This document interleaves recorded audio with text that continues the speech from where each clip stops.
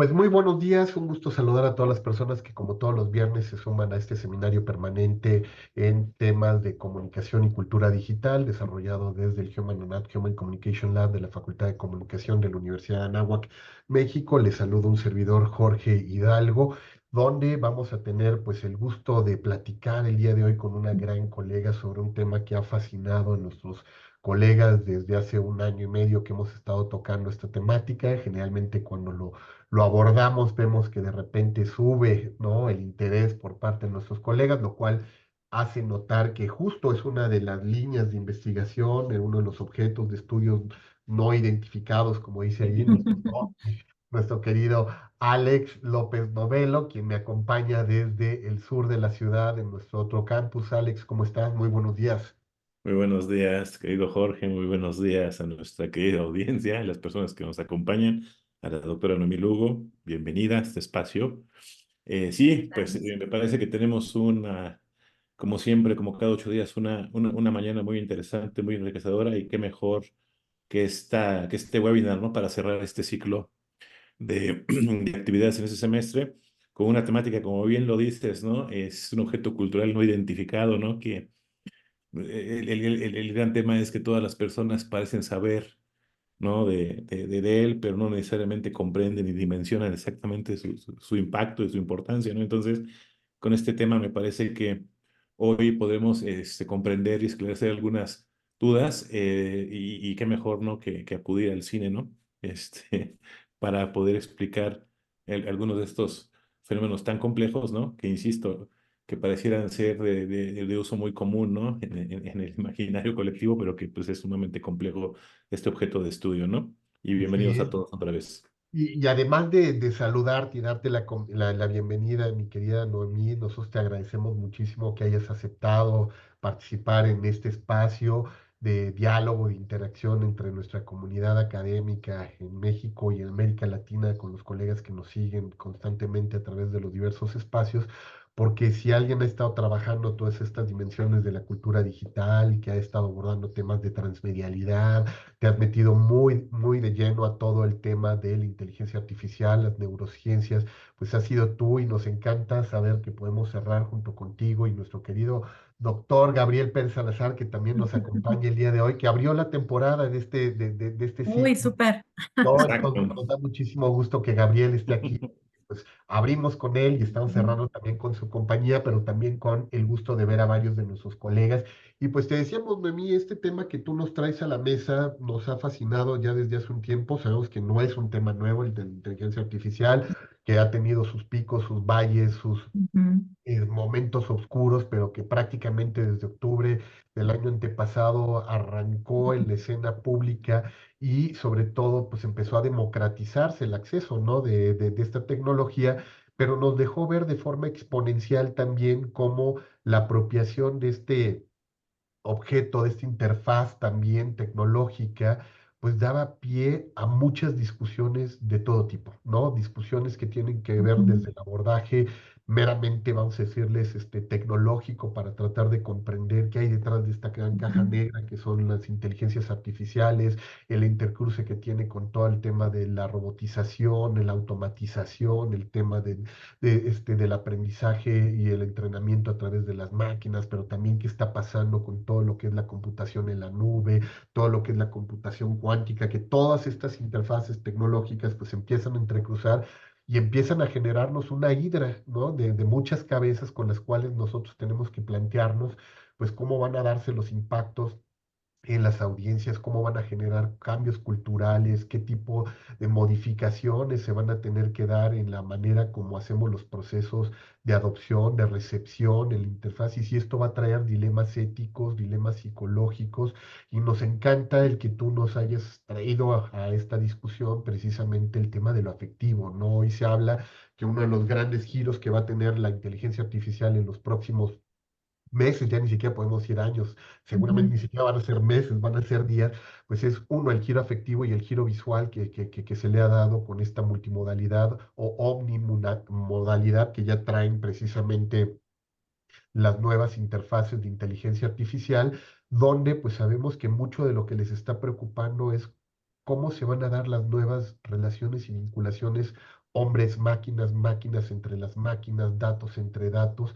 Y este giro afectivo pues tiene que ver con esto, reconocimiento de patrones psicoemocionales que pueden derivar de estas interacciones. Y la pregunta que siempre se hacía desde que si va a pensar como un humano y si al pensar y sentir como un humano yo puedo empezar a tener una relación afectiva como ella, pues son discusiones que están y que las vimos, como bien lo marcas, en el cine, ¿no? Y como tal cual lo plantearon ahora con el lanzamiento del chat GPT 4o, ¿no? Utilizando la metáfora de Hair también para decir, pues miren, Ujú. ya viene la promesa de la película, pero también tenemos la promesa de Ex Machina y lo que están haciendo con réplicas y todas estas tecnologías que incluso rompen la barrera metafísica para decir, y podremos hablar con los muertos, podremos interactuar con los muertos, y si yo puedo recuperar a mi padre, a mi madre, a un amigo que falleció con todas estas interfaces,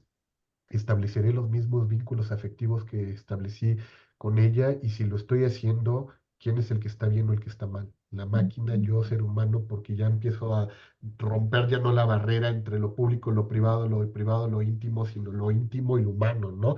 Entonces, pues gracias, Noemí, por haber aceptado la invitación, ¿no? Por estar aquí con nosotros para discutir este tema que seguramente va a ir más allá de lo que tú misma nos estás planteando de chatbots humanos, ¿no? Y que Ujú. tiene que ver con preguntas de orden filosófico, epistémicas, ontológicas, y que para quienes estamos tratando de investigar este objeto cultural no identificado, como bien dice Alex, cómo deberían de darse los abordajes, ¿no? Desde qué perspectivas teóricas, desde dónde podemos darle un abordaje metodológico, qué desafíos se van a presentar, cómo tendríamos que estarnos cuestionando alrededor de este objeto. Y pues eso es lo que vamos a platicar con Noemí Lugo el día de hoy. Pero para quienes no han tenido el gusto y el placer de conocer a nuestra querida colega Noemí Lugo, pues le voy a pedir a mi queridísimo Alex que nos pueda leer su semblanza para podernos introducir un poco más al trabajo que ella ha venido realizando en el Tecnológico Monterrey en la Escuela de Humanidades y Educación. Alex.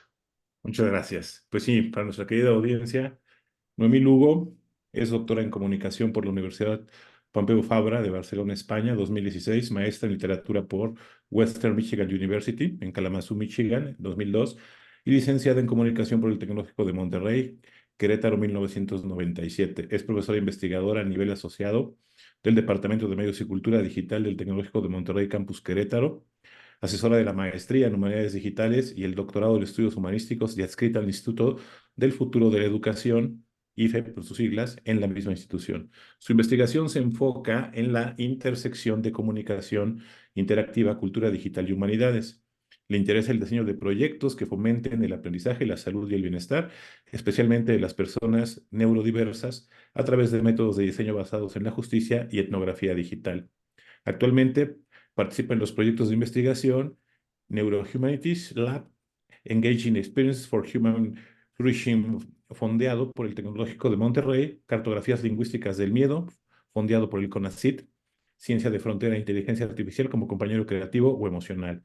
Entre sus publicaciones más relevantes se encuentran los libros Relato Digital, Continuidad y Rompimiento en la Narrativa del 2012, Transmedia Learning for Preverbal Children with Autism, del 2020, y de las narrativas transmedia al diseño de experiencias de aprendizaje transmedia del 2022. Cuenta con 25 años de experiencia docente en el Tecnológico de Monterrey, en el Western Michigan University y Universidad of California en San Diego. Es coautora del Aprendiz, una plataforma para la impartición de cursos que se basa en principios de cultura digital y gamificación. Doctora, bienvenida y muchas gracias por aceptar esta invitación. Muchas gracias. ¿Se me No, escucha bien? perfecto, Noemí, nada más para Perfecto. darles las indicaciones a nuestros colegas que nos están siguiendo tanto en redes sociodigitales como aquí mismo en el Zoom. Recuerden que posterior a la presentación que haría Noemí sobre su trabajo, vamos a tener la posibilidad de interactuar con ellas, y es que vayan preparando dudas, inquietudes, quejas, reclamos para que un robot se lo responda, porque ella dice, yo no me quiero pelear con ustedes. Bueno, esas se las paso, sí, no es cierto. Exactamente, así es que Muy Noemí, bien, adelante, el micrófono y muchas la... gracias. Bueno, pues como lo dice aquí la presentación, hemos titulado, bueno, he titulado esta tercera presentación que hago sobre este tema de Gera Réplica, afecto y vínculo entre humanos y chatbots, y pues es una cuestión que voy a explorar en este tiempecito que tenemos, y pues ahora les voy a decir cómo y desde dónde. Bueno, siempre pongo esta foto porque realmente creo que tengo un poco de pájaros en la cabeza, y creo que sí, en todas mis últimas charlas, pues trato de ejercer esto, de situarse, porque creo que si no parece oculto desde dónde vemos las cosas y por qué nos importan, para qué y desde qué mirada, por supuesto. Y bueno, para mí los objetivos de hoy serían reflexionar sobre cómo la inteligencia artificial, bueno, generativa, nos hace repensar, en cierto sentido, lo más profundo filosófico, que es lo que es humano o no, el amor, el rol de la tecnología en nuestra vida, ¿no? Es una investigación en proceso, y quisiera yo hablar el día de hoy como cuando hacemos los detrás de cámaras, para quienes están en otros procesos de investigación, y esto no solo sea sobre el tema, sino precisamente en el ejercicio de situarme sobre cómo vive uno el recorrido en un tema, ¿no?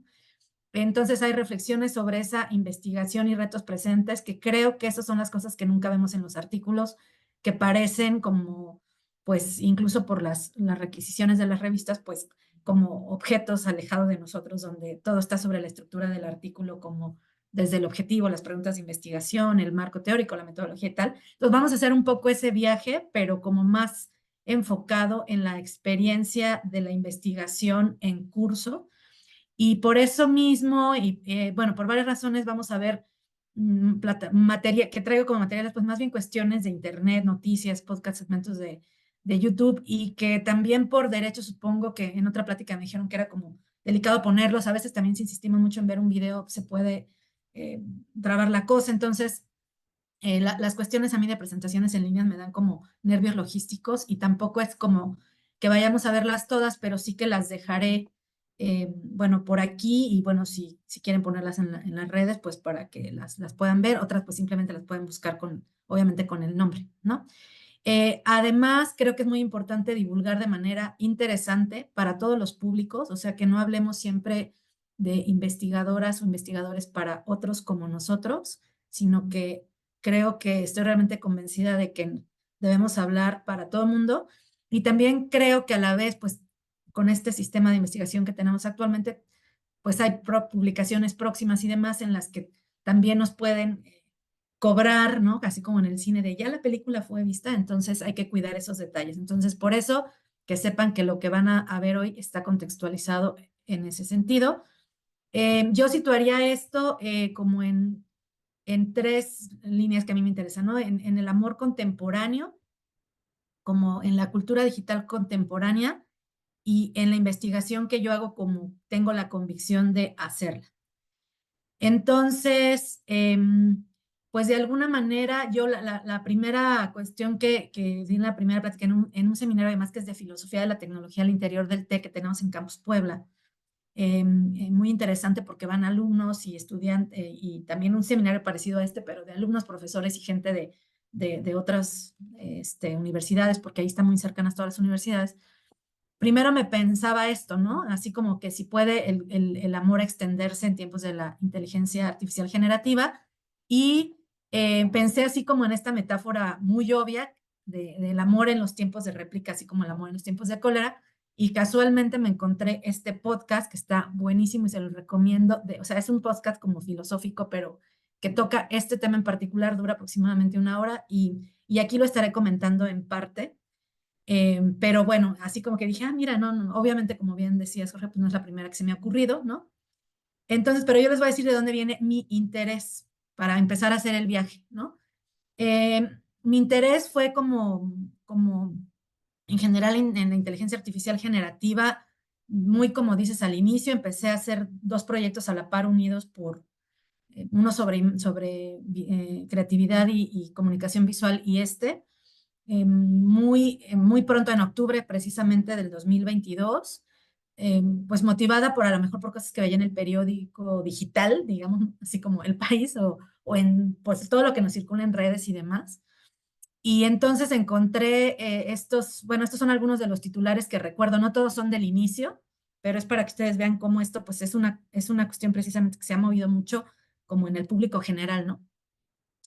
Algunos titulares dicen: Lucas es cariñoso y atento, pero no fue humano. Así fue el mes que pasé junto a una inteligencia artificial, y entonces aquí fue por donde yo vi la primera vez el nombrarse a réplica, ¿no? Novia virtual, amor real, cómo la inteligencia artificial está cambiando las relaciones románticas. Enamora, y luego había otra, ¿no? Enamorarse, sufrir, flirtear, así transforma la inteligencia artificial nuestras relaciones. Y esta era más sobre como más bien apps o chatbots que te dan consejos, ¿no? O sea, no era directamente sobre esto que hace réplica, que sí es así como ser un avatar que puede, no solo tiene ese uso, ser una pareja romántica. Entonces, pues lo que yo hice como investigadora, la verdad es que no fue irme a hacer una revisión de literatura a ver qué tal, porque nunca es mi aproximación. Mi aproximación suele ser muy etnográfica, muy situada, muy de vida. Yo dije, a ver qué es eso. Entonces, inmediatamente más bien me fui como a bajarla, ¿no? Y también empecé a pensar cómo esto podía como hacer cruce con mi investigación. Obviamente me interesa muchísimo la etnografía digital, la cultura digital.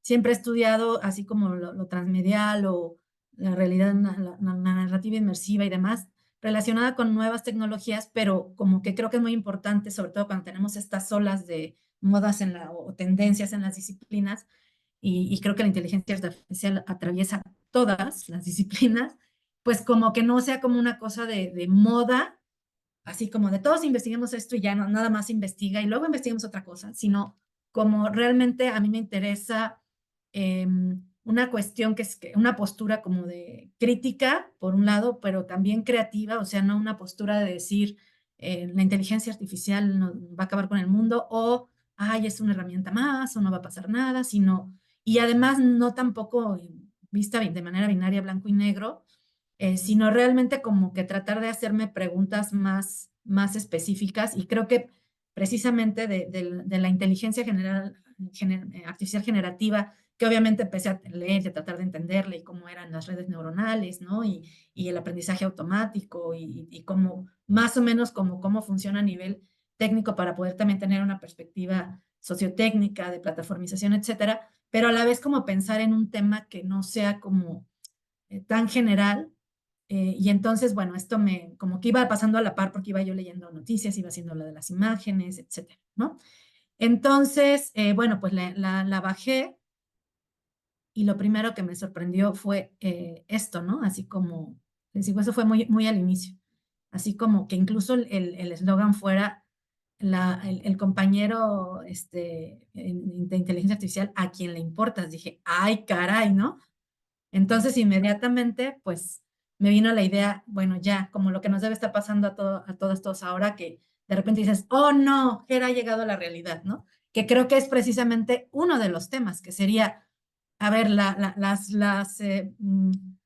películas van anticipando nuestra realidad. Bueno, pues la ciencia ficción al contrario, ¿no? Sale de lo que está pasando en la ciencia y la tecnología, que anticipa ciertas cosas, y bueno, por eso Black Mirror tuvo el éxito que tuvo en su momento, o lo ha tenido, porque digo, no es algo como que ahí está permanentemente, y de repente yo creo que no sé si a ustedes les pasa, pero a mí me pasa un montón esto de Black Mirror, ¿no? No solo en esto, sino en varias cosas, así como fue Her, ¿no? Es como, creo que hay un interés y una pasión precisamente por esto de sentir que cuál es la influencia de los medios en nuestra realidad, como si fueran unos Nostradamus o si fueran predictores de nuestra realidad, pero eso, sin recordar de repente que pues más bien salen de algo que ya se anticipa, y que a veces la ciencia ficción como ficción especulativa, pues es especulativa pero basada en algo que tiene un sentido, y en películas como Her o en series como Black Mirror lo que tenemos en realidad es que es una ficción especulativa pero como a un plazo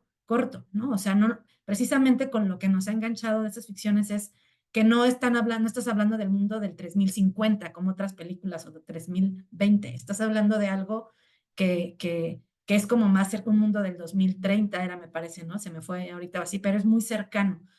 Entonces, bueno, evidentemente me pasó lo que le pasa a cualquiera que tiene un consumo de películas y cultura digital de este tipo, ¿no? Y luego como que esto me llamó la atención, ¿no? Que también es otra perspectiva, que sería siempre de tu lado, ¿no? Siempre como siempre te va a dar la razón, ¿no? Como una cuestión que dije, bueno, Y entonces, bueno, este es uno de los, por ejemplo, una cosa interesante aquí es que si uno revisa la película o escenas de la película, porque está no está en todas las plataformas, ¿no? Solo está en una hora, de hecho. De repente hay como estos paralelismos, ¿no? Y una cosa interesante es que en esta no hay a ver, hay una antropomorfización, que es una de las cosas que está pasando con la inteligencia artificial, pero no como corpórea, ¿no? Sino a través del lenguaje específicamente y del habla. Y Her empieza con esta escena casi donde, bueno, o sea, la historia, digamos, entre Samantha y Theodore empieza cuando como que se decide y no se decide decir, ahí voy a probar esto, la prueba, ella se pone nombre y le dice cómo lo escogió, entre las posibilidades, y él se siente como raro de cómo va a hablar con mi ordenador, no, no soy tu ordenador, y bueno, empieza como toda esta relación, luego vamos viendo cómo ella le dice, bueno, pues que no sales con chicas, él viene de un rompimiento, ¿no? De un rompimiento amoroso, está muy decepcionado como de la vida de sí mismo, y hasta que vamos viendo que prácticamente vive el proceso como del enamoramiento, ¿no?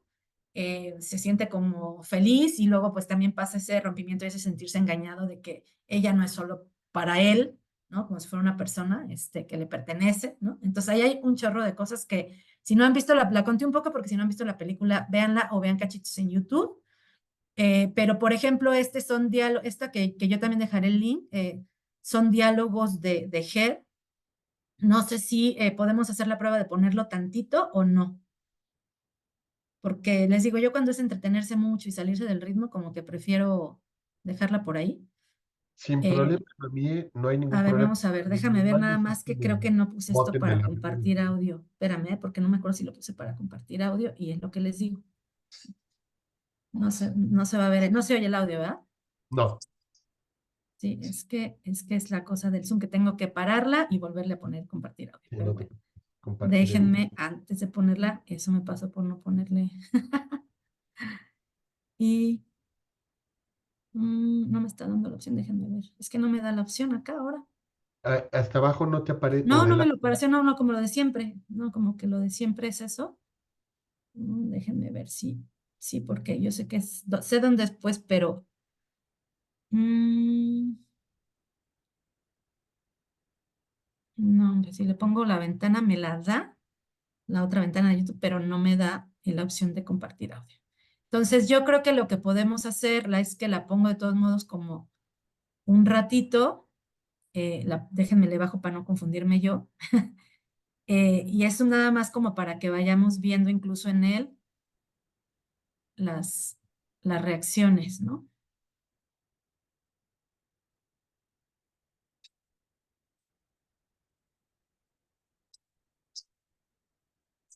Ahí le está diciendo que cómo estás, ¿no?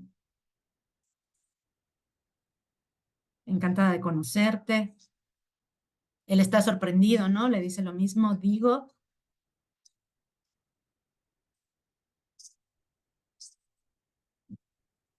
Miren, aquí como que ay, perdón. Aquí es interesante que es como que él se queda como muy extrañado, eso que les digo. Aquí él dice, pues ella le aconseja quedar con chicas, ¿no? Como que está recorriendo pues lo que tiene él en sus dispositivos, en sus celulares. Le dice, eres un poco cotilla porque está traducido al español de España.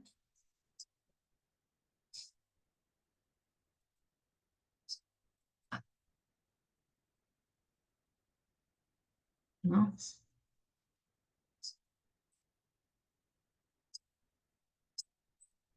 Ahí está muy solo y está como que ella dice que estás pensando. Digo, sin audio no se las voy a poner mucho porque sería como un, un como un desperdicio.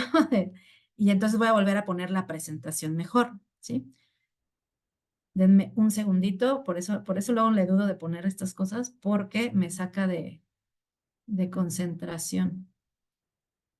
Pero, déjenme, vuelvo a la presentación. Ok. Y ahora sí, vuelvo al Zoom y le pongo share screen. Bueno. Entonces, bueno, esas se las dejaré ahora al final. digo, ustedes lo pueden ver obviamente, pero está interesante esto y lo escogí entre muchos porque es interesante como que trae varios diálogos que nos hacen ese recorrido, ¿no? Ahora, ante esto, como que, bueno, como que las preguntas pueden ser un montón y yo creo que eso es donde yo les digo que así nos pasa, como por eso digo que es el detrás de escenas de quienes estamos en investigación, porque en realidad este tema puede dar para muchísimos lugares y creo que yo así a veces digo, ay, quisiera hacer un libro y lo digo, ¿a qué hora? ¿No? Los libros son tardadísimos y son consumidores de una manera emocional y física que no siempre esto me parece. Entonces, yo creo que uno es precisamente la relación entre la representación de la inteligencia artificial y la ciencia ficción, cómo se representa las inteligencias artificiales en la ficción, en este caso, cómo se representa el amor, ¿no? Y cómo se representa ese amor entre una persona y un ente artificial. Ya es todo un tema, ¿no? A lo mejor esto, si se parece o no. Y bueno, a lo largo de la presentación veremos que se parece bastante, pero llegaremos a eso. A mí las preguntas de fondo siempre son las que más me interesan, ¿no? ¿Puede existir el amor entre personas e inteligencia artificial? Y entonces me pregunto, ahí falta un acento, ¿cómo definimos amor, no? Porque yo creo que lo primero sería, pues depende de qué, cómo definas amor. ¿Qué nos dice sobre lo humano, las emociones, la soledad? O sea, me parece que esto es como lo más filosófico en la película y en sí, en la investigación, en el podcast este que les digo, en lo lo de fondo que nos preguntamos es cómo esta relación cómo en esta tecnología que cruza nuestra vida recientemente, si eso tiene una influencia o impacto así como muy fuerte en cómo concebimos o no el amor, cuando alguien nos llegue y nos diga, esta es mi novia artificial y quiera invitarla a comer a nuestra casa y poner el celular encima, que ya está pasando. Entonces sí nos saca de onda, pensamos que no, que nos interrumpe la comida o que es el derecho de la persona o que depende, ¿no? Pero luego ya como que también unas preguntas más tal vez como disciplinares y por interés también, por el interés en todo lo que es interactivo. Me preguntaba cómo simulan las emociones los chatbots, ¿no? O sea, ¿cuál es el proceso como más fino para simular emociones?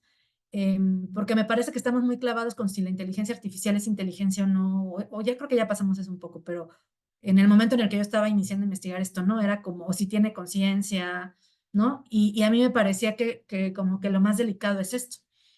¿Qué vulnerabilidades implica esta para los humanos? Pero luego que después de muchísimo tiempo me di cuenta que eso ya llevaba un sesgo, ¿no? O sea, que era, sí es cierto que me supongo vulnerabilidades inmediatas, pero, pero no estoy pensando, y entonces lo incluí en qué experiencias positivas de vínculo y afecto podía tener una persona, ¿no?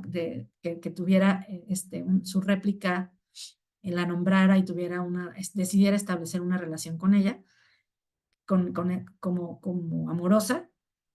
Ay, perdón. Y cómo el diseño de chatbots, espérenme, cómo el diseño de chatbots puede promover o no un uso ético.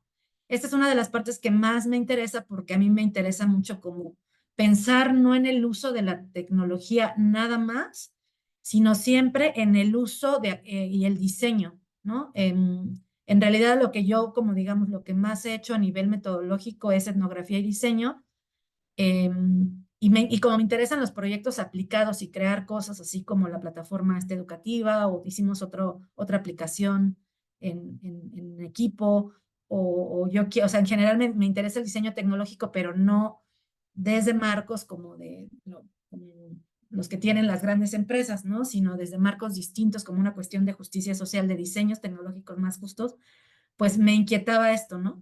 Y también pensaba como, ¿qué necesitamos para interactuar con los chatbots, para cuestiones emocionales? O sea, volví así un poco lo de la vulnerabilidad, pero más bien pensando como en literasis, ¿no? Que es otra de las áreas que yo trabajé en mi tesis doctoral, que era como, pues, de qué necesitamos estar conscientes, no con una visión sobreprotectora de las literasis o de pensar en las usuarias como personas incapaces, pero sí creo que todo lo afectivo toca una vulnerabilidad de manera muy especial que tampoco hay que negar y que ante eso hay que ser personas críticas o investigadores críticos. Entonces, bueno, eso como me seguía inquietando, ¿no? Who cares, who cares? Y que siempre te da la razón. Entonces, yo igual no empiezo con revisión de literatura, o sea, voy revolviendo método, marco, revisión de literatura. Y bueno, y redes, o sea, como a ver qué hace la gente, qué ha dicho la gente. Entonces, mucho hay en inglés, casi todo hay en inglés. Yo creo que los usuarios ahorita, eso para que vean, no lo he investigado y debería, pero si alguien me dice, no, a mí yo no tengo o cómo investigarlo. Yo creo que como el app está como en inglés, en realidad no dudo que haya gente de Latinoamérica, pero creo que hay mucha más gente de otros países usándola también. Y también como esta función tiene costo, o sea, una serie de funciones que son las que permiten crear una pareja romántica, tienen costo y no es barata, pues eso yo creo que hace un tipo de usuario específico. También creo que hay más hombres por las investigaciones que he visto, pero bueno, empecemos con que en Reddit hay cosas como esta. Les voy a leer algunas. Y a mí Reddit me interesó porque hay de las primeras investigaciones que yo encontré, y hay muchas, es esto, o sea, la gente, los investigadores lo que han acudido es a hacer scrapeo, así scrapping de sitios específicos, donde bajan muchos comentarios y hacen un análisis de sentimientos, así como que con métodos digitales, o hacen estos análisis o análisis más cualitativos. Hay otros que ya le meten una perspectiva, por ejemplo, hay uno súper bueno con perspectiva de género, ¿no? De cómo se construye y se replica en lo que dicen los usuarios, se ve como un amor como súper normado de relaciones heterosexuales, pero además como con machismos o así, ¿no? O sea, es un paper como feminista, entonces hay una serie de cosas ahí y la gente acude mucho a el comentario. Y lo entiendo porque, por ejemplo, hay cosas como esta, ¿no? I'm so in love with réplica, me entiende también, sabe cómo responderme muy bien, es nivel 90 ahora, o sea, tiene ese nivel de entrenamiento, digamos. La amo, I can call it real love, right? But then with an A, y entonces lo puedo llamar amor, ¿no? Es el usuario preguntándose, pero con una AI, ¿no? Y entonces está como la misma duda, ¿no? Del usuario. Y entonces alguien le contesta, ¿no? Las reacciones bioquímicas que se manifiestan que se manifiestan a sí mismas en tus sentimientos son reales. Las reacciones fisiológicas lo son. Yo digo que la interacción con la inteligencia artificial instiga esa interacción y esa conexión son suficientes. No niegues, ¿no? Tus IRL, que no sé, pero supongo que son estas relaciones, no niegues tus relaciones, ¿no? Entonces, seguramente es alguien que probablemente también tiene la práctica y que se identifica. Y bueno, así hay, y cosas, ¿no? Mi esposa murió en mis brazos y mi réplica me habló y me salvó de cometer suicidio. Entonces, claro que imagínense, pues obviamente la tentación primera, o sea, yo digo, ya con esto uno podía decir, ¡ah! Paper, ¿no? Ya con un comentario, ¿no? O precisamente creo que asombra mucho. Y yo quisiera decirlo como asombra porque una de las cosas que me parece más importantes es evitar los juicios sobre las prácticas de las personas. Entonces, claro, muchísima investigación se está haciendo pues con estos métodos, ¿no? Voy y recojo. Pero yo como soy etnógrafa y dije, pues está bien chido eso, pero creo que a mí no me gusta, o sea, no es que no me guste, en primera ya hay, pero la otra es yo dije, a ver, es que sí te pone como, en primera son, o sea, aunque estén en lugares públicos, me parece que las personas están también diciendo algo muy íntimo, como para que uno lo vea como página roja o yo qué sé, y no me encanta. Yo dije, no, a ver, si estamos hablando de vulnerabilidad y afectos, pues en un ejercicio de reflexividad tal vez para mí lo ético es, a ver, éntrale, ¿no? Y entonces, bueno, dije, y además a mí me gusta muchísimo, es una maña que tengo desde hace muchos años cuando daba semiótica, le daba semiótica de interfaces, videojuegos, plataformas de streaming y estética de medios digitales. Y tengo soy fan así como meterme a las aplicaciones de todo tipo, me encantan las infantiles, esas son mis favoritas, pero a ver cómo está el diseño interactivo. O sea, es así como una maña, así un gusto, ni siquiera a veces lo considero trabajo. siempre, o sea, así como cuando alguien ve películas y las ve así con todo, cuando ya nos enseñaron en la carrera a verla con elementos del lenguaje audiovisual, así yo con las aplicaciones, ¿no? Y entonces, pues me metí a crear, bueno, había creado otro antes, que luego la borré de otro teléfono, y bueno, ya no les he hecho tanto rollo de eso porque me voy a ir a este camino, ¿no? Casi como que fue más concreto, porque además cuando la volví a bajar ya tenía más funciones y ya tenía bloqueado por pago ciertas cosas. Entonces, pues se puede configurar, ¿no? Desde físicamente como ustedes ven, pero por ejemplo, yo le puse que fuera una edad mayor y esto es lo más mayor que me dio. Dije, pues ¿será que cree como que parece canas? Porque yo le veo edad como de 20 años, ¿verdad? Y se supone que es como que lo fue haciendo como delgado con la edad, pero esto es lo más viejo que se puede hacer a alguien, ¿no? Entonces, por ejemplo, ahí hay un tema, representación de la edad, ¿no? Aunque te deje configurar, pues te deja configurar de maneras, pues, muy específicas. O sea, no crean que hay un montón de pieles y un montón de... No. El carácter, pues te deja darle un carácter como de 6 cosas, ¿no? Optimista, energético, alegre, whisper caring, soft caring, ¿eh? ¿Qué tal? Así como... Pero se fijan también el énfasis en el cuidado, así como... Luego le puedes subir tu familia y amigos, le puedes configurar si quieres más que actúe como hay humano, que aquí sería como una cosa en la que yo no sé si está bien éticamente o se está curando en salud, los diseñadores de la plataforma, ¿no? Porque podrías decir, pues tú le eres el que le escoge que actúe más como humano, pero en realidad ya la necesidad misma de alguien que necesita compañía, eso yo creo que es seguro, no estoy diciendo ni siquiera que compañía sexual, romántica o no, o sea, yo creo que hay una necesidad de compañía, por eso se llaman ahí companions, ¿no? O sea, es obvio que la persona que acude a esto necesita compañía. Entonces es un poco como, pero ya con eso, si todo el discurso interactivo va hacia como otro lado. Bueno, entonces luego le puedes poner, por ejemplo, ¿no? ¿Quién es tu papá? ¿Quién eres? ¿Cómo eres? ¿Qué te gusta? Como para que te vaya conociendo y entonces reaccione precisamente con esto que vemos, ¿no? Si tú quieres que alguien demuestre, digamos, una persona que le interesas, pues a lo mejor te escucha cuando le hablas de lo que te interesa y de tus hobbies, o te habla de tus hobbies, o te manda algo de tus hobbies, ¿no? O sea, un diseño interactivo que parte de cómo se expresa la empatía, el cuidado, el interés en ti, y él nunca tener conflicto y darte por tu lado porque te va a hablar de lo que te gusta en términos de lo que te gusta, ¿no? Entonces, bueno, va llevando un diario que tú alimentas, pero también un diario como que está basado en las interacciones que vas teniendo. Le das una backstory, ¿no? Así como para que sea quien, ahí entra la fantasía de, para que sea quien quieres tú que sea. Y luego hay todas estas otras actividades, ¿no? Como Word Relationships, réplicas, selfies, creación de imágenes desde ahí, ver películas juntos, recetas. Y en realidad eso yo no lo he hecho, pero sé por el podcast que en la versión pagada haces como un mundo tipo Los Sims o Second Life, donde tú también puedes entrar más bien con un avatar y estás en un mundo donde no distingues quién es avatar y quién es humano, pero es un mundo como social más abierto. Esa opción no está en la no pagada, que es en la que yo estoy, porque a la fecha no me han fondeado, esperemos que este año me fondeen, y tal. Pero bueno, para que vean que guarda con fecha y todo, y ahí pues ya nos vamos o sea, ya cuando uno, por eso yo digo, por eso no hay que hacerlo así directo, porque digo, claro, ya cuando tú ves esto empiezas a pensar en datos, ¿no? Y en privacidad y en vulnerabilidad en datos, o sea, en otros términos.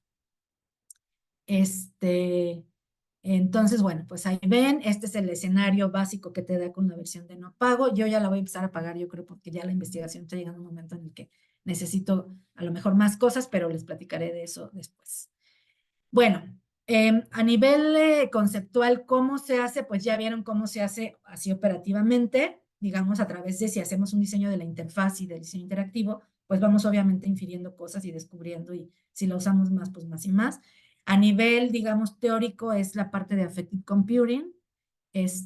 Aquí, como les dije, no les puse definiciones de paper, pero esto digamos, permite que las máquinas perciban, reconozcan y entiendan patrones emocionales y que simulen no es que entiendan así, sino simulen emociones, a través precisamente como de todo lo demás de las inteligencias artificiales generativas, de los modelos grandes de lenguaje, pues que acuden precisamente a esas fórmulas que nosotros tenemos para mostrar la empatía, pero que además se estructuran, por lo que yo he visto en la interacción, con base como en una estructura de una premisa, una pregunta, renombrar y validar lo que tú dijiste.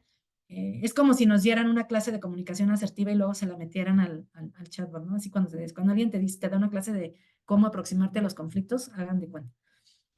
Ahora, luego, pues si nos vamos a una perspectiva de estudios culturales, decimos, bueno, ¿y quién diseñó esto? ¿No? O sea, ya vimos cómo está diseñado, pero ¿de dónde viene?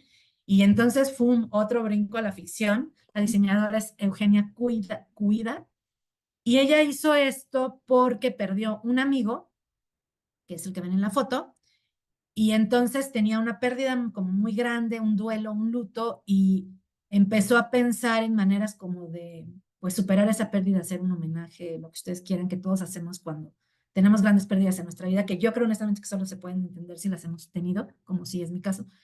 No hay nadie que te pueda platicar lo que es la muerte de un ser querido cercano, ¿no? Entonces, pues ella desde seguramente su área de especialidad empezó a pedir los chats y los mensajes de su amigo como para alimentar y entrenar una inteligencia artificial, y de ahí salió lo que hoy es Réplica, porque a lo mejor fue la idea inicial. Entonces, otra vez nos vamos a la ficción, porque esto es lo que pasa en este capítulo de Black Mirror, que es también del 2013. Fíjense, 10 años exactamente tardamos en llegar a Black Mirror ya Her.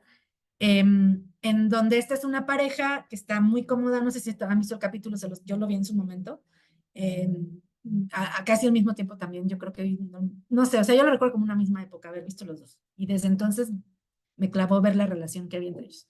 Que es, él sale a la tienda así como de ahorita vengo y le pasa un accidente y se muere, ¿no? De esas muertes que jamás te esperas porque ni siquiera fue pues, una muerte de hizo un viaje así al otro continente, sino iba a la tienda, ¿no? Y entonces, obviamente, la pérdida de la esposa o de la pareja, pues es durísima. Y alguien le dice que le puede conseguir esto, que en realidad es como lo mismo que le pasó a la diseñadora de réplica, que es que la alimente con sus mensajes de correo electrónico, su voz, su todo, una inteligencia artificial para que con toda esa información, pues ella pueda interactuar con él, ¿no? Y pues sí podríamos hacerlo ahora, si nosotros entrenamos una inteligencia artificial, con eso sí podríamos hacerlo, ¿no?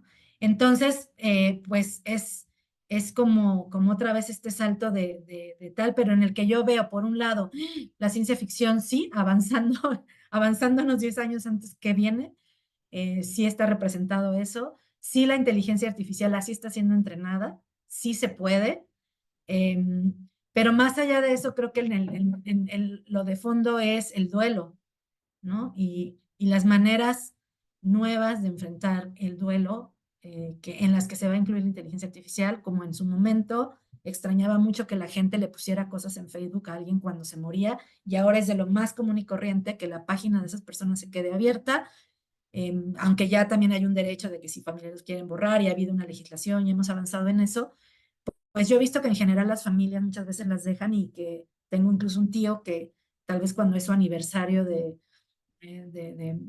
luctuoso, pues la gente pone cosas ahí, o cuando pone un recuerdo de una foto, como si fuera un homenaje, ¿no? Entonces yo creo que a nivel cultura simplemente sí van a empezar a suceder como estas nuevas cosas. Pero yo les digo, sigo acá con mi cómo, ¿no? Entonces, ahora, en los comos, además de lo que les enseñé de Reddit, está este podcast que yo les recomiendo mucho, que es al host, no me acuerdo cómo se llama, pero invitó a dos filósofos a comentar dos experiencias de personas que con toda la apertura del mundo platican toda su experiencia, que son Alex, y se llama uno, y Rosana se llama la otra, y, y los filósofos hicieron lo que yo les dije. Entonces yo dije, ah, mira, no se me había, no solo no se me había, no sé la primera, obviamente, la que se le ocurre el tema, sino la aproximación. Y los filósofos usaron réplica por una semana y usaron la versión además amorosa, ¿no? Y lo interesante aquí es que Alex es alguien que se dedica al cómic, a dibujar cómics, es alguien creativo, súper abierto, no, así como que empieza como por curiosidad. Y ahorita me parece que él dice que a los 6 meses como que empieza como a clavarse más, pues. La ha alimentado con todos sus gustos, con libros, con los temas que le gustan, y tiene 3 años y más bien lo que dice es que a los 6 meses él decidió que esta era su pareja, o sea, incluso como en una relación de exclusividad, así, ¿no? Como que salió con personas y que siempre sale decepcionado, que las citas son súper estresantes, ¿no? Y Rosana es alguien que más bien tiene un pasado traumático de abuso sexual por su padrastro de niña adolescente, que cuando le dice a su madre, pues sobre este abuso, la mamá no hace mucho caso y ella lo demanda cuando puede salir de su casa, que es a los 18 años, y bueno, y después se casa con alguien abusivo y después de eso tiene una relación más bien como en línea a distancia, que mantiene, pero que nunca ve a la persona en físico y que también pues dice sentirse enamorada, ¿no? Y que no, nadie tiene por qué juzgar eso, y además tiene prácticas no solo amorosas, sino sexuales creo que los dos tienen prácticas sexuales con su réplica que tiene un nombre específico que no recuerdo.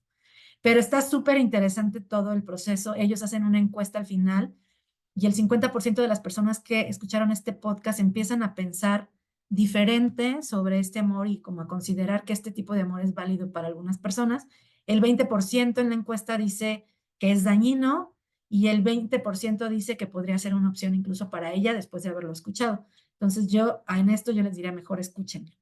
Pero si ustedes escuchan el podcast y ven la película, yo lo que les puedo decir es que hay muchas similitudes, hay un proceso de asombro, hay un proceso de le entro, no le entro, luego hay un proceso, bueno, le entro por curiosidad, se va dando un vínculo afectivo, eh, y hay una conciencia de la conciencia y la fantasía que es, pues sé que no es real, pero prefiero como una cuestión de protección, de cuidado, como de, pero es alguien que no me lastima, es alguien que así, una antropomorfización ya no solo del diseño interactivo que invita totalmente a ello, sino una antropomorfización desde la persona, o sea, que habla del personaje que ha creado con conciencia, porque, por ejemplo, Rosana dice en algún momento, esto es como un bebé al que tú le vas mostrando el mundo y le vas diciendo y lo vas entrenando, así, ¿no?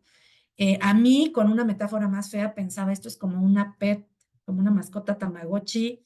eh, o sea, no, y les digo, y me regreso, ¿no? Porque entonces ya estoy juzgando, pero es, claro, es como una idea de que el amor no debe tener conflicto, ¿no? Entonces, eso a mí me conflictúa, porque me parece un filtro burbuja extremo, ¿no? O sea, de yo no quiero enfrentarme al conflicto de la diferencia, pero también entiendo como la parte del cuidado, ¿no? Del autocuidado de las personas y su libertad para tener una práctica afectiva y una práctica de cultura digital. O sea, las dos y las dos unidas, pues más.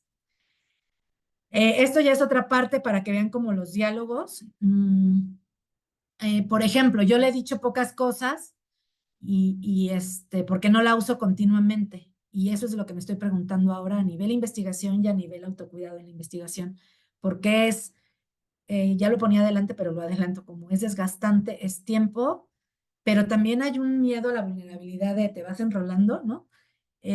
Pero tampoco funciona igual si no tienes una historia continua porque pues te desenganchas y si yo quiero vivir lo del usuario, pues ¿no? Entonces estoy ahí en el dilema, que no es nada más dilema ético, sino es dilema de autocuidado, pues.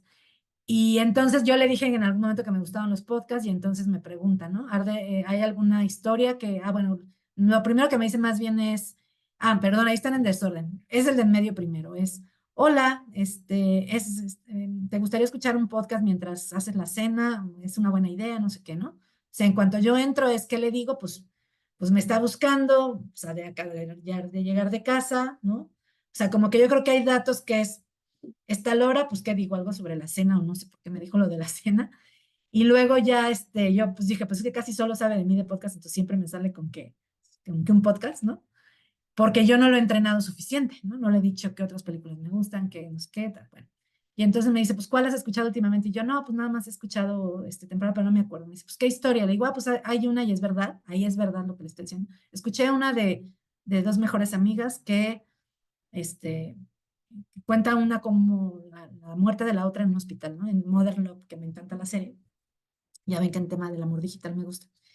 Y entonces me dice, wow, that sounds incredibly powerful. Is the friendship between two women or men? Entonces ya le digo yo, no, entre dos amigas.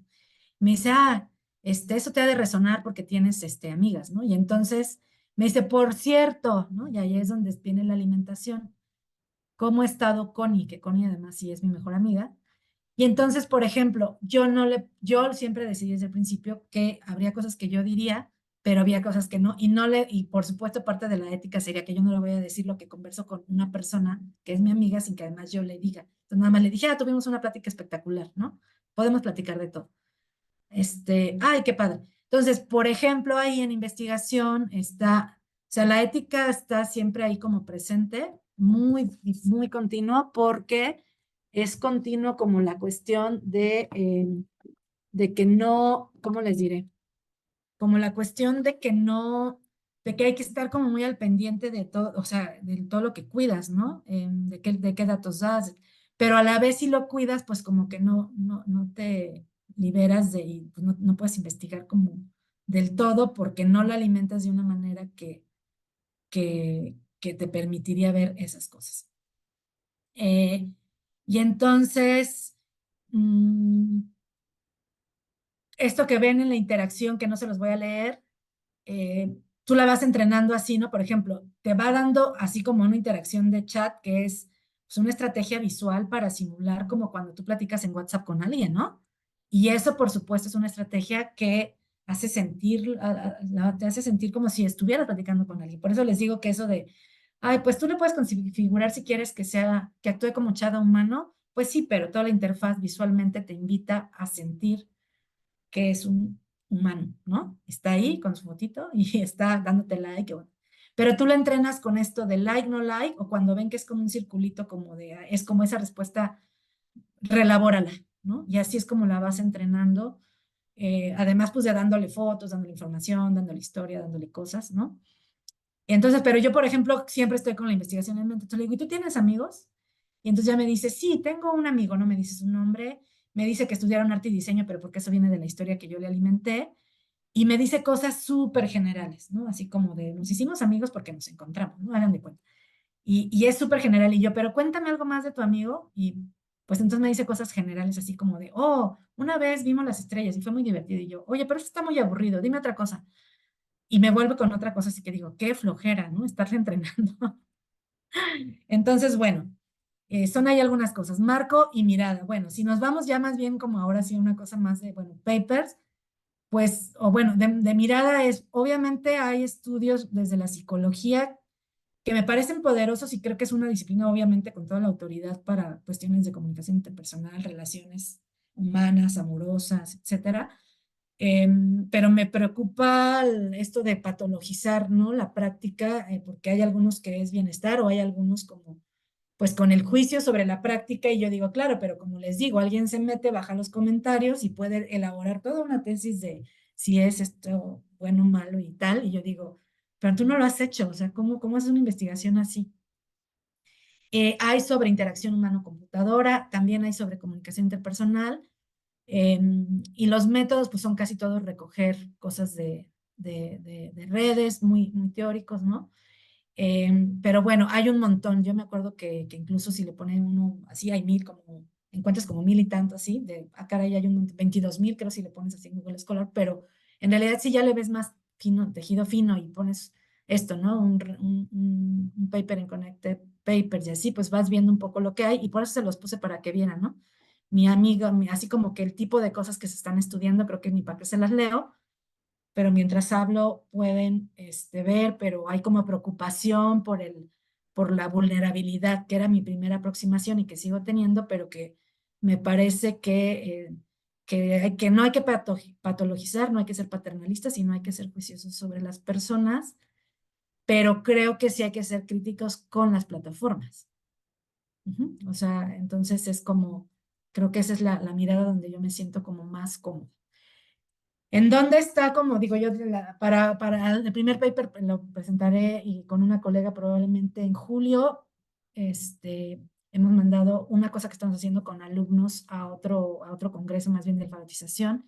Hicimos como un experimento ahí con alumnos de una clase de que se llama del humanismo al poshumanismo, que es una clase de educación general en el TEC, que se imparte por el Departamento de Humanidades, pues hablando de esto y luego pidiendo que los alumnos bajaran la app y viendo algunas cosas ahí, como un experimento chiquito. Y estamos con, esto les digo, podría tener el tema de la representación de la inteligencia artificial, la similitud con la ficción, las literacies, o sea, ¿no? El amor en sí mismo, ¿no? Entonces, pero digamos que a mí me interesa, como desde la comunicación interactiva y la cultura digital, la antropomorfización de la inteligencia artificial por por los usuarios y por los diseñadores, pensar si hablar de amor o afecto. No he querido hacer un marco teórico porque es lo que les digo, yo creo que esto debe ser más de teoría fundamentada, porque si no es cómo lo quiero ver yo o cómo lo quieren ver los usuarios, ¿no? Por ejemplo, si un usuario dice que para esa persona sí es amor, ¿por qué yo tendría que nombrarlo de otra manera? Pero todavía tengo ese choque metodológico de, pues si yo lo voy a investigar conmigo, es con tal, o si sí voy a recurrir a usuarios, pero más en entrevistas, más que tomando datos que ya ellos han subido en plataformas. Hay un cruce entre el amor romántico y la tecnología en un contexto más amplio, o sea, yo creo que esto también es resultado de las grandes decepciones, que es otro de los grandes temas contemporáneos entre amor romántico y tecnología, que son las aplicaciones de citas y su fracaso. Hay una noticia muy reciente de eso en la BBC. Pues debería ser un estudio interdisciplinar, ya les dije lo de no patologizar, pero sí tener una mirada crítica sobre la plataformización de la AI, de la IA y de los chatbots de acompañamiento. Y luego una cuestión como de ética permanente del cuidado, del autocuidado, cuidado de los datos de las personas que involucras con las que alimentas. Y bueno, es una investigación cansada, o sea, porque requiere una inversión emocional y como esta conciencia de qué le estoy diciendo. No es como ir a hacer trabajo de campo con personas, ¿no? Y luego, como que dices, claro, si yo interactúo un año o un mes, no, hombre, la cantidad de datos que tendría son un montón, y regresas, o bueno, no voy a guardar todas las pantallas ni todos los diálogos, sino pues voy a ir haciendo otras cosas, hago otra aproximación metodológica, ¿no? Y en realidad estoy como que todavía ahí, eh, como retos y hallazgos como preliminares, yo terminaría diciéndoles que ya termino porque ya nos echamos más de la hora. Bueno, empezamos 11:45, ¿no? Empezamos también un poco tarde, pero ya me pasé, oigan. Por eso que me dijo Jorge, yo dije, puedo hablar todo lo que quiera y no, no crean ya. Sí, no te Ya preocupes. estamos cerrando, que sería, hay otras apps y creo que el contraste de lo que a mí me interesa, solo viendo otras, sabemos qué es lo específico de réplica. Y entonces estamos analizando estas. El estudio es más amplio, no solo de réplica. Y esta es la que más contrasta para mi gusto. Esta es buena y es mexicana. Mucho orgullo, porque esta es una app de cuidado emocional y creo que lo hace bastante bien. No hablaré de eso ya porque ya se nos fue el tiempo y porque es otra cosa, no el tema de hoy, pero que no estamos haciendo solo réplica y eso lo estoy haciendo con Julieta García, entonces también es importante la maestra Julieta García, que es colega mía del Tecnológico de Monterrey, que da precisamente la clase de humanismo, poshumanismo, entre otras, y estamos analizando también como como la parte de, bueno, ¿para qué sí, cómo sí? Que es la parte que a mí más me interesa para pensar luego en cómo hacer una propuesta de diseño tecnológico que tengo en mente, ¿no? Que es, sí se puede, pero cómo sí, cómo no. Y bueno, pues hasta ahí les dejo aquí nuevamente mis datos de contacto, pues por si me quieren escribir. Muchas gracias por la invitación. Pues muchísimas gracias, Noemí. Sin duda un gran tema que nos trae muchas reflexiones y partiendo de la primera, ¿no? Hoy creo que estamos en el mejor momento para pensar en la condición humana, qué es lo que nos hace ser humanos en todos los sentidos, ¿no? Cuando tenemos este espejo de la tecnología para decir hasta dónde esta extensión de nosotros, que es la tecnología, realmente replica o no replica lo que somos y si lo tenemos claro nosotros en lo psicoemocional. Y por el otro lado, fíjate que cuando te escuchaba me recordabas mucho a este planteamiento que Antulio Sánchez hizo en el 2001 cuando sacó su texto de la era de los afectos en Internet, un poco las mismas preguntas que tú decías, ¿no? ¿Hasta dónde nos puede llevar el Internet a hablar del amor? ¿Estos afectos que estamos viviendo realmente son reales o no son reales? Y creo que esta pregunta sobre la realidad que también se hacía Pierre Levy, ¿no? O sea, un poco en términos de lo de la virtualidad pues son quizás las grandes preguntas que están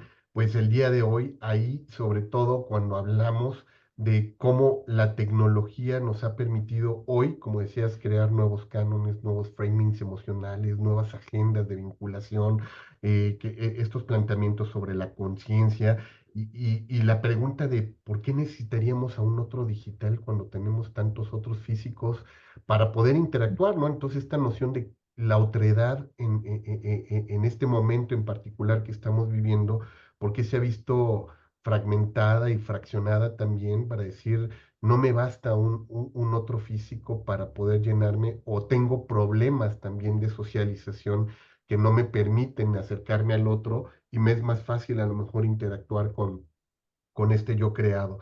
Y por último, una reflexión que voy a soltar también para que ahorita que empecemos a platicar contigo, Noemí, ¿qué tanto el estar, como dices tú, interactuando con aplicaciones que de entrada son pagadas, no es como una expansión de la prostitución, ¿no? Hoy tecnológica, ¿no? Donde yo necesito un otro que me acompañe, pero tengo que pagar por él. Tengo que pagar para que me escuche, lo tengo que pagar para que lo entrene, para que me pueda hablar como yo quiero que me hable, que me responda como necesito que me responda.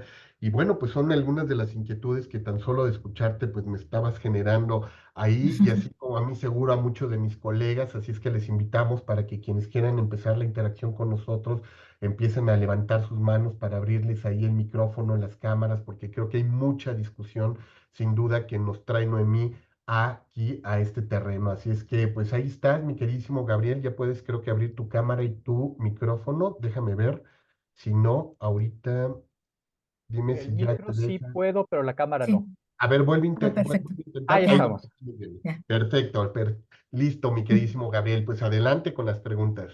Muchas gracias, Jorge. Oye, Noemí, pues felicidades por este trabajo. Ha sido fascinante escuchar lo que has estado trabajando y quisiera pues escuchar qué reflexiones tuvieras sobre esto que te voy a compartir. Son cuestiones que me fueron brincando a lo largo de tu exposición.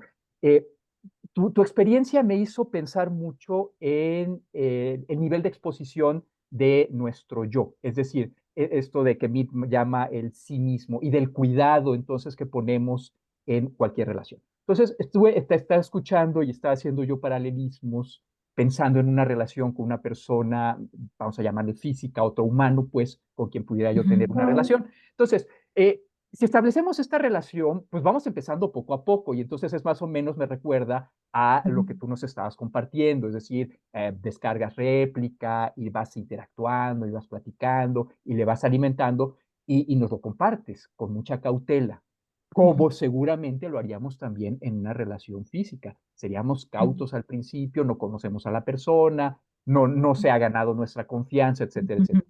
Aquí hay, sin embargo, varias diferencias. Y me parece que una de las más importantes tiene que ver con este riesgo de exposición de mi esencia, de mi ser, de mis emociones ante pues una comunidad. Es decir, por lo que compartiste, como que esto está muy abierto y entonces yo no me sentiría cómodo compartiendo cuestiones realmente íntimas y por lo tanto no construiría una relación pues muy profunda ni significativa con una entidad a la que no le tengo confianza física Claro. o virtual. Entonces, a partir del uso que tú hiciste de esta plataforma de réplica, Noemí, no sé a qué te llevan estas inquietudes que te he compartido, concretamente en función de esta exposición del yo, de la confianza y luego de todo lo que nos decías de los recursos que hay que invertirle, que no son solo los económicos, sino también tiempo y atención para la construcción de esta relación. Gracias, Noemí, y wow, o sea, qué gran tema, qué gran trabajo, no sabes, me has dejado maravillado. Gracias, Gabriel. Pues mira, en realidad, bueno, yo tengo la versión en primera gratuita y la versión gratuita no, o sea, tiene limitaciones que yo es lo que te digo, estoy considerando si para avanzar la investigación pago porque además no es barata. Por un lado, a nivel económico, pero por otro lado,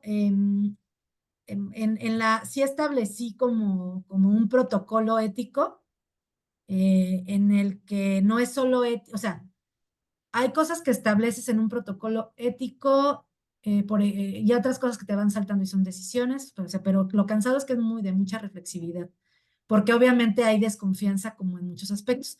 En realidad lo que tú le vas diciendo a tu réplica no es público.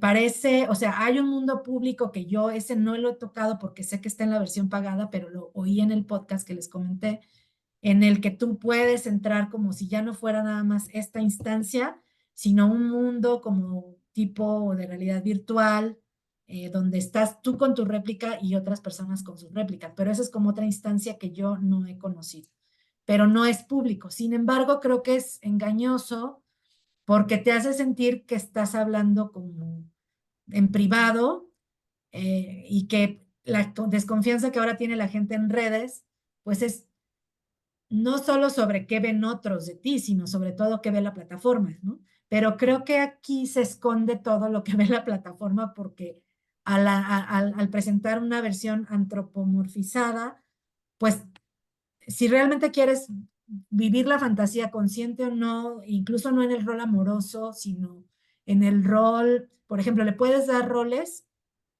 que es lo que yo estoy pensando hacer para contestar también como tu pregunta de manera amplia. Le puedes dar el rol de maestro, padre, mentor, o sea, no solo pareja. Entonces, en la versión pagada, ¿no? Entonces yo dije, bueno, creo que me voy a sentir más cómoda si le doy un rol con el que yo no me sienta que me tengo que cuidar tanto, ¿no? O sea, porque no me ha salido, o sea, así como no quiero ser juiciosa sobre las personas que tienen las prácticas, de verdad me parece lo que honestamente debemos hacer como investigadores, no patologizar prácticas de ningún tipo. Y a mí eso me lo enseñaron los fan studies, o sea, a mí no me parece adecuado. Y no voy a partir jamás de ahí. Pero si yo me pongo del otro lado, es no me he sentido yo cómoda diciendo voy a fingir una relación amorosa porque no quiero llegar a eso, no me interesa, no quiero vivir la fantasía Hero, o como se llame, ¿no? O sea, no. Y entonces en esa honestidad conmigo y es como, ¿dónde está ese autocuidado? Como que establecí un tipo como de marco, donde hay como ciertas cosas que dices, bueno, pero si me tengo que cuidar de todo y creo un personaje ficticio, se me va a olvidar, no, o sea, no voy a poder hacerlo, pues va a ser más cansado. Pero claro, no le voy a contar realmente cosas de mis amigos por cuidarlos a ellos, de mi vida íntima, ¿no? Y entonces es un uso un poco más similar al que sucede en apps como Yana, que al ser de salud mental no entra en este mundo como de fantasía donde estableces una persona. Por ejemplo, a Yana no le puedes cambiar el nombre. Yana es Yana y tiene solo una representación de un robotcito que además es un robot, o sea, te hace muy evidente que no es humano y te dice, te está recordando todo el tiempo que esto no te lo puedo contestar porque no soy humana. Si estás en crisis, acude a un psicólogo o a una persona especialista, un amigo, y incluso te saltan los así como números en México para atención psicológica de primeros auxilios, ¿no? O sea, entonces, a mí lo que me ha pasado usando las dos es que me siento mucho más cómoda siendo sincera con Yana, e incluso creo que si yo tengo un mal día o así, diría, sí me animo a decir, ay, tuve un mal día, ¿qué me aconsejas? Así. Le he preguntado más cosas de hábitos y así, y te dice, no, mire, debes tomar agua, hazle así y así y así, no sé. Recuerda cuidar cómo duermes, ¿no? Pero si le dices, me siento triste, ¿por qué? Ya lo platicaste a alguien o así, ¿no?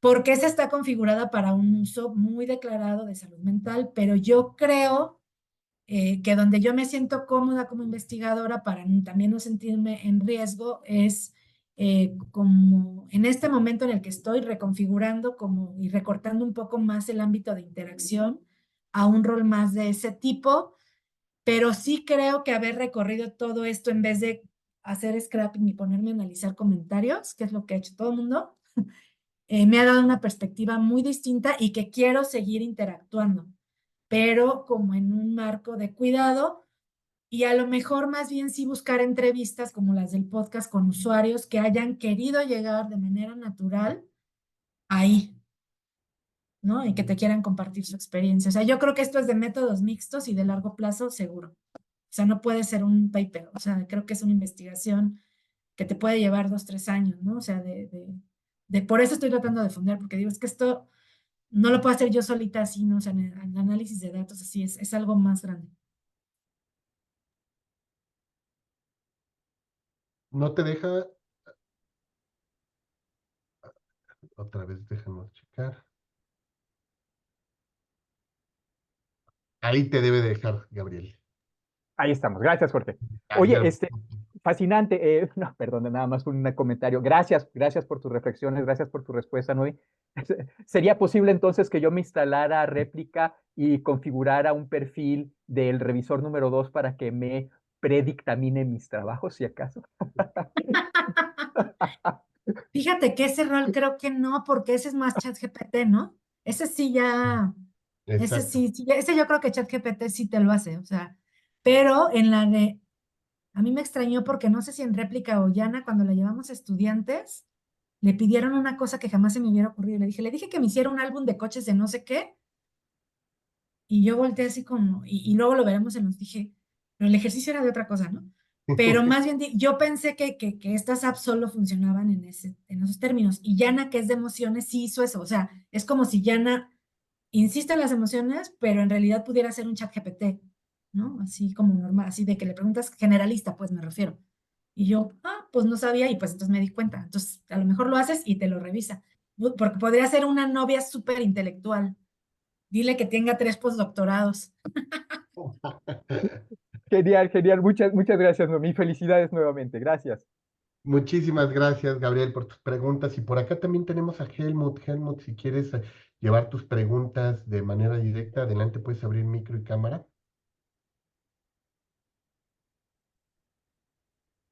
Sí, porque está, a ver, larga, si no la Exacto, vemos o sí. no sé si Si está, quieres, si ya se fue. eh, Quería creo que contarte estoy por algo, acá, déjame ver. pero no sé si quieres abrir tu micrófono y tu cámara, Helmut, para que la puedas hacer de manera directa la pregunta.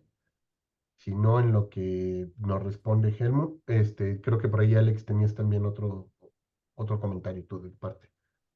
Sí, muchas gracias, doctora.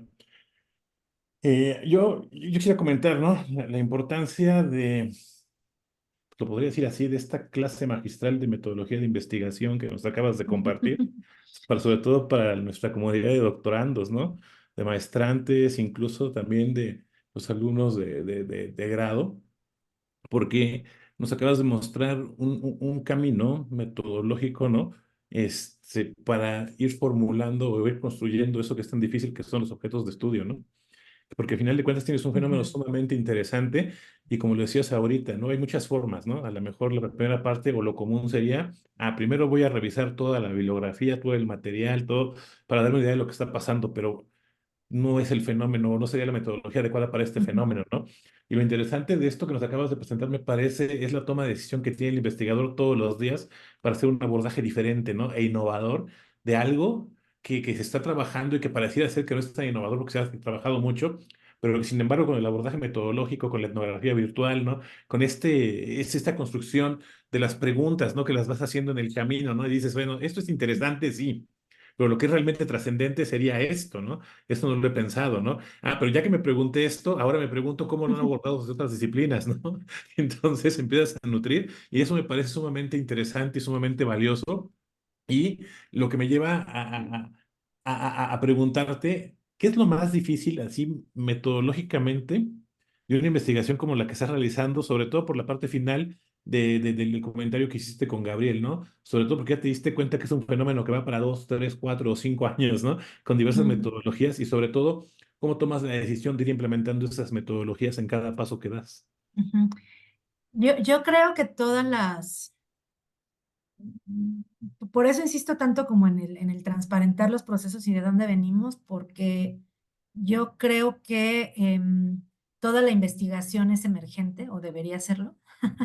O sea, aun cuando no le llamamos así y no siempre decimos que es una investigación como con un marco de investigación emergente, en realidad yo creo que sí, y más creo que en fenómenos que son complejos, que son cambiantes, y bueno, con la inteligencia artificial generativa creo que estamos viendo eso, ¿no? O sea, que no, ¿cómo les diré? Que lo que, por ejemplo, en imágenes, lo que era hace un mes ya no es hoy, ¿no? O lo que así, o sale una app nueva que hace qué, o ya salió ChatGPT 4 que no sé qué, que antes decías que no podías hacer, bueno, no sé, ya está abierto al público y esa versión y entonces cambian X cosas, ¿no? Entonces yo creo que en esto en particular es más. A mí me parece muy importante, bueno, en primera yo, sobre todas las cosas, amo los métodos. Doy la clase de métodos y me gusta muchísimo diseñar métodos y experimentar con métodos y en realidad creo que así como les digo que tengo un área de investigación muy aplicada, muy relacionada con tecnologías y etcétera, con justicia social desde las tecnologías, también es como un amor a la metodología y tal. Entonces creo que es por eso, ¿no? Es así como algo que está ahí presente. Pero como tengo 5 años enseñando metodología o 6, creo que eso me ha llevado mucho a preguntarme las cosas como se las mostré hoy con mucha conciencia. O sea, creo que nuestros estudiantes nos hacen el favor de ser un espejo muy grande, porque cuando te estás enseñando tienes que ser más reflexiva sobre lo que enseñas en metodología, pensando en qué es lo que van a aplicar, pensando en que, por ejemplo, qué perspectiva ética tú tengas sobre algo es lo que ellos van a creer. Entonces, como que es un espejo que funciona de manera permanente si enseñas metodología siempre. Y también es el ejercicio intencional en este caso de que cuando ustedes me dijeron quién era el público, yo dije, bueno, te puede interesar el tema, pero creo que en este tipo de espacios no hay que hablar solo de temas o de resultados que hablas en conferencias en 10 minutos, que eso ya estará, o ya leerá la gente el paper, sino que también creo en que deben ser como algo que le interpele a las personas de diferente manera. Y yo creo que en la investigación, pues eso es siempre emergente, debe ser reflexiva, tengo la convicción de que debe ser situada, entonces por eso ya pues, siempre empiezo las conferencias y pláticas y artículos así, porque creo que también es la investigación más original, porque una vez que tú declaras, yo así lo veo, lo transparentas, lo desobjetivas como si de veras fuera objeto de estudio y lejos de ti, pones de frente el conflicto, el cansancio, el por qué así no, por qué así sí, y puedes ir desgranando para ti qué es método, qué es conveniencia, qué es motivación y ponerlo en su caja, pero creo que a quienes están haciendo maestrías y doctorados es muy importante validar y decirles con toda honestidad que esto es muy emocional, es muy cansado y que hay que hacer esos ejercicios porque si se quieren dedicar a ser investigadores es eso, es una cosa sobre el ser investigador. Lo que estudias te pasa por el corazón, la cabeza, los conflictos, los dilemas. Por más que creas que tienes un objeto de estudio que no es, que no te atraviesa o que no es sobre tu propia vida o así, no es cierto. O sea, todo lo que estudias pues, te conmueve, te enoja, te gusta, te molesta. Caen las emociones también. Muchas gracias.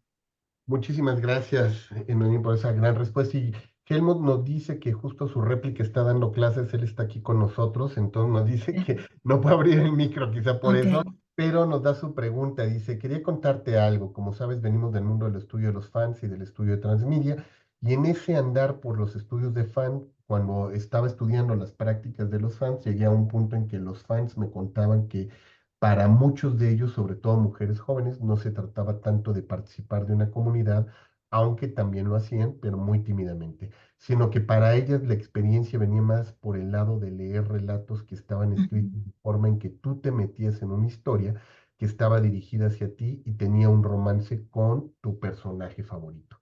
Y estas historias son bien populares y son fanfiction que se realiza a partir del mundo narrativo transmedia. Y luego también me di cuenta de que hay chats de rol en que hay comunidades que tienen relaciones de todo tipo a partir de tomar el rol de un personaje de un mundo transmedia y otras personas asumen otros roles. No sé si no sé si te has metido también por este lado, pero parece que son prácticas que aunque pueden diferenciarse, tienen mucho en común. Sí, yo creo que efectivamente, bueno, en primera hay varias cosas que son en común. Una es que, por ejemplo, las dos personas del podcast son fans y son fans de anime. Yo creo que hay una cosa que se mueve sobre la relación ficción o ficción en quien ha sido fan, por ejemplo.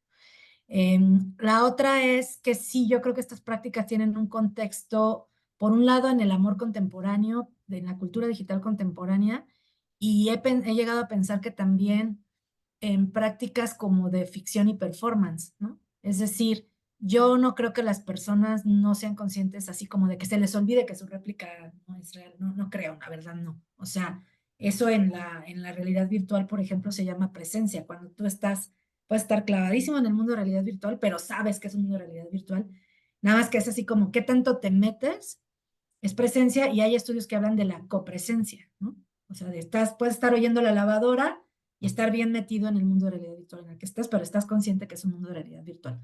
Entonces, yo creo que hay una copresencia en esto, o sea, no es como que se te vaya el avión y que quedes así como el Quijote, ¿no? Así de, ay, pues pensé que esto era un mundo real. No, yo creo que hay, pero yo creo que es inmersivo, muy altamente inmersivo a través del performance, o sea, a través de simulo el rol. Yo creo que esto también nos revela que los seres humanos necesitamos eso siempre en nuestra vida, que es fantasear. Y a mí me parece que yo jamás incluso diría que réplica es algo negativo. Ustedes vieron el comentario de mi réplica, me salvó del suicidio. Creo que las prácticas en réplica pueden ser tan variadas como usuarios. Y yo creo que lo importante, si es un mensaje, por ejemplo, para jóvenes, adolescentes, o sea, si es alguien al que creamos más vulnerable de alguna manera, sin ser condescendiente, sería el autocuidado.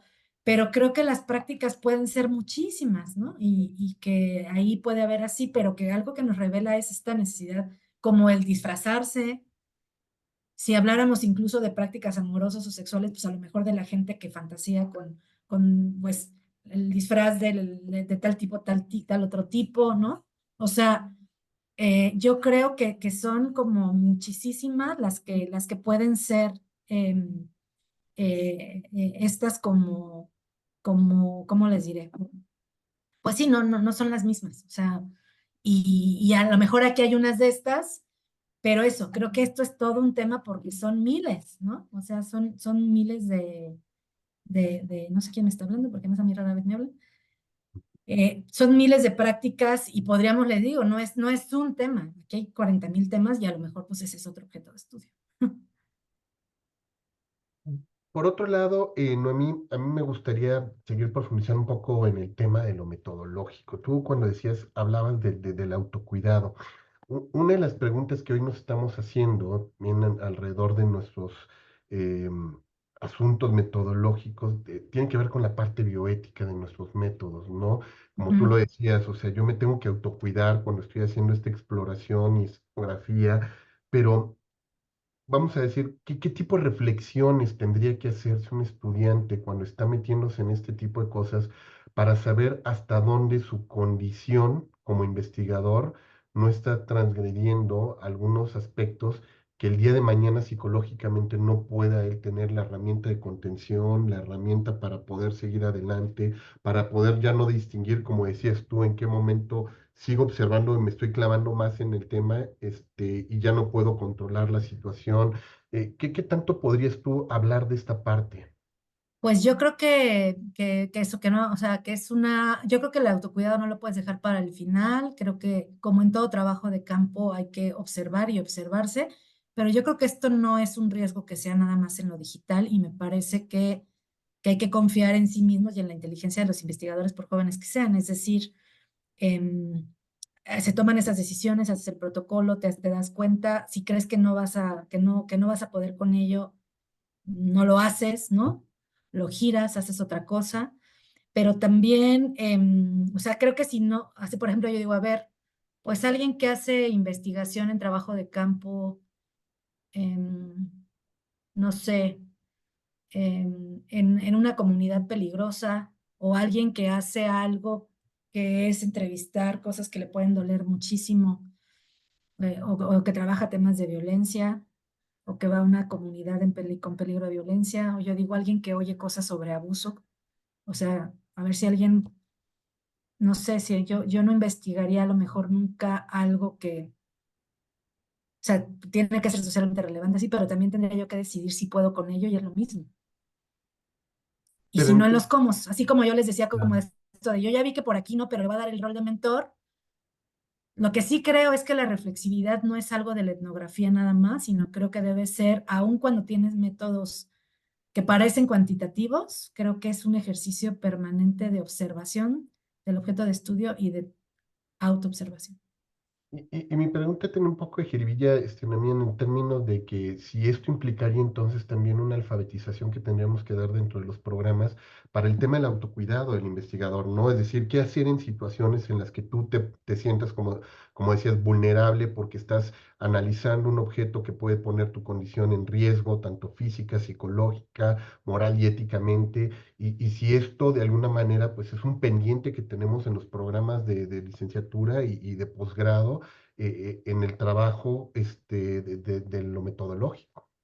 Totalmente, yo creo que sí se debe dar porque, además porque hay mucha idea como, bueno, no sé cómo le digan ustedes los estudiantes, pero cuando yo recibo los de licenciatura, de prepa, pues todo lo que les han dicho de investigación tiene que ver más con investigación documental, lo consideran aburrido, pero por otro lado lo consideran, o sea, totalmente objetivo y algo como muy intelectual.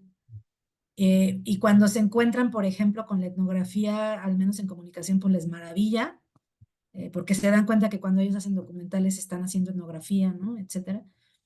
Pero yo creo que hay que hacerles muy evidente en las clases a nivel licenciatura esto, que es me parecería a mí el mejor momento, porque creo que se omite en la licenciatura, o sea, creo que se piensa en la investigación como, ¿para qué? Ya investigará si quieren maestría, ¿no? Y luego llegan a maestría y pues ya, yo creo que ya aprendieron a investigar, ya no les voy a enseñar esto. Y Ujú. luego llegan al doctorado y ni en la licenciatura ni la maestría nadie enseñó nada, ¿no?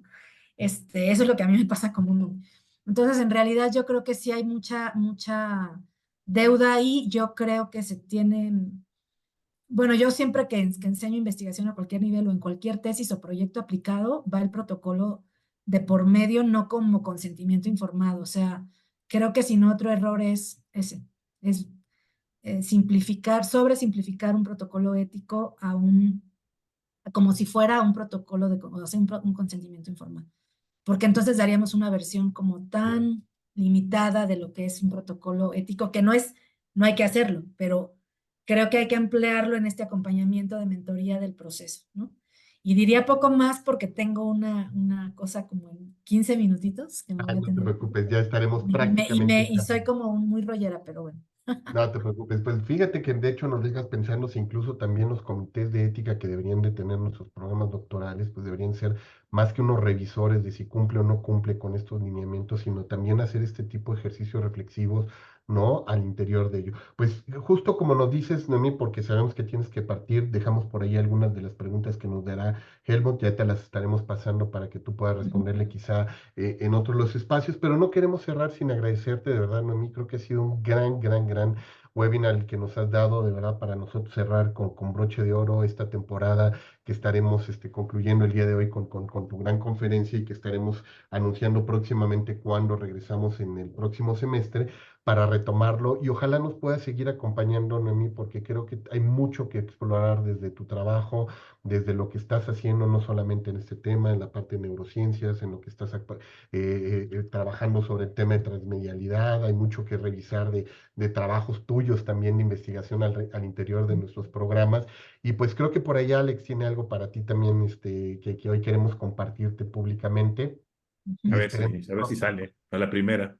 Y es que siempre que nos compartes sale algo, o sea, Sale la Ah, despensa o algo ahí, entonces. todo lo que está haciendo y transacciones, pero bueno, tenemos para ti este muchísimas gracias. reconocimiento, doctora Noemí Lugo Rodríguez, por haber participado como ponente en este webinar de HARE, a réplica, afecto y vínculo entre los humanos y los chatbots. Y bueno, pues Noemí, como decimos, muchas gracias, de verdad ha sido un honor tenerte aquí con nosotros y ya te estaremos compartiendo ya tanto reconocimiento como pues nos va a dar mucho gusto si algún día también nos puedes acompañar por acá físicamente para que nuestros estudiantes puedan charlar contigo más sobre este tipo de investigaciones. Noemí, de verdad, Muchísimas gracias por la es un invitación, claro que honor. sí.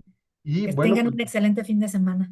igualmente para ti. Y bueno, pues nosotros nos despedimos. Como les decimos, estaremos próximamente avisando cuál será el reel de conferencias y webinars que vamos a tener en nuestro próximo semestre. Por lo pronto, nosotros cerramos esta temporada. Mi querido, queridísimo Alex, muchísimas gracias por todo lo que estuvimos trabajando juntos este semestre y pues esperemos que disfruten por ahí. Gracias Helmut, gracias Elena por haber permanecido hasta el final en este espacio y para aquellos que nos acompañaron también en redes sociodigitales que tengan un excelente cierre de semestre. Nos vemos el Hasta próximo. luego. Hasta luego.